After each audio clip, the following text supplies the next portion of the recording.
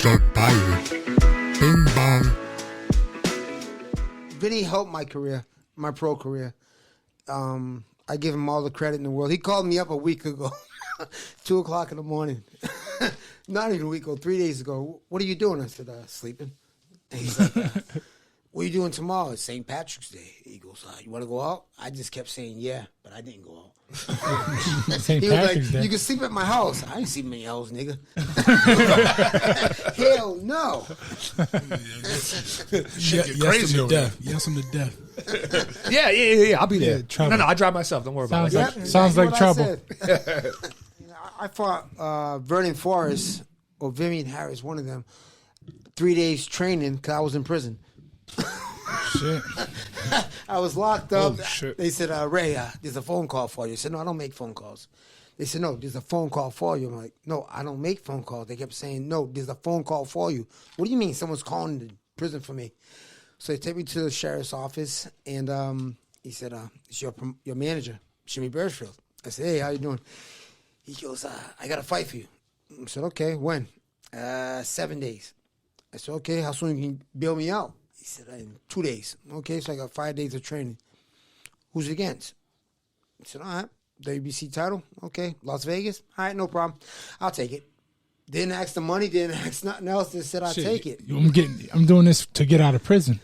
I honestly like prison. Yeah. So that's how athletes do that. Damn. It I sounds like prison it sounds like because- you just had that fuck it attitude. Yeah, like fuck you know, it. I'm going to get my best sleep in there. In the streets, I don't sleep. In prison, I sleep. Yep. And I took the fight on 5 days' notice. We went the whole 12 rounds, and he dropped me in the first round, and I laughed. And the referee was like, Ray, why are you laughing? I said, I've never been here before. It's weird. Yeah. He goes, you getting up? I said, of course I'm getting up. Got up, and the whole fight, I kept charging after him and hitting him to the body. I was like, stand still. He was like, hell no, I ain't standing still. He just kept that jab on me. And after the fight, I knew he won. I said, yo, Lou, give me it was Lou Duval's manager, said, give me a rematch. He said, hell no. I said, why not? He goes, I know I've been dying to beat you. I finally beat one of my fighters. I know you just came out of prison. With you in shape, you're beating this guy. I said, exactly. Give me a rematch. He said, no. He wouldn't give me a rematch. Yeah, you just gave me a flashback. Because I remember when I used to spar you, I was probably 17, 18 years old, and you just be running around the ring talking about, stay still, you little motherfucker. I be stick and move. Fuck you. I hit you, you burp.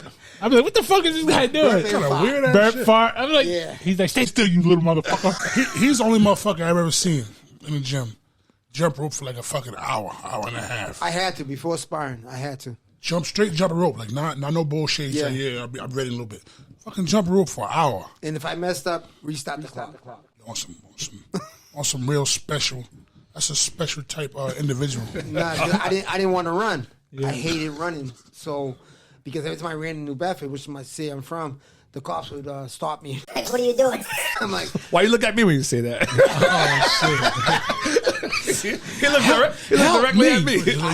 Help me, nigga. I'd be like, I'm going running for training. They're like, you didn't beat up nobody, Ray? No, I didn't beat up nobody, man. Leave me alone. Is it the Bedford, he said? Why are you running? You don't That's look fucked up. You don't look they like. they know your name. Why they you know your chasing face. me? You don't look like you're dressed to run. Yeah, I'm Jordans. You ever meet Mike Tyson?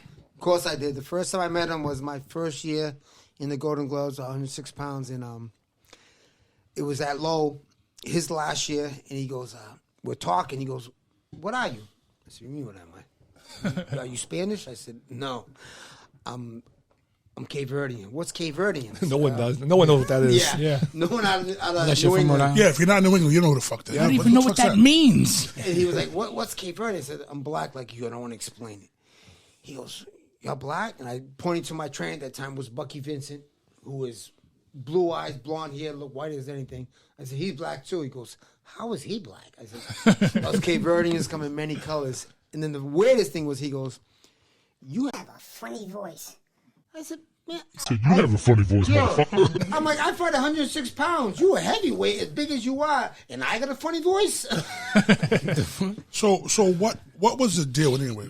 I kept saying in Low that Mike Tyson fought in the Low Golden Gloves. They said he fought in Low because no one in New York would fight him, so all the dummies in New England would fight him. So he got disqualified or something? No, little bit of that. Yeah, he got disqualified. Yeah, I didn't want to say it, but yeah. Well, that's what I heard. I heard he did fight, but he had disqualified so he can go to the nationals. Yeah, so he fought in New England.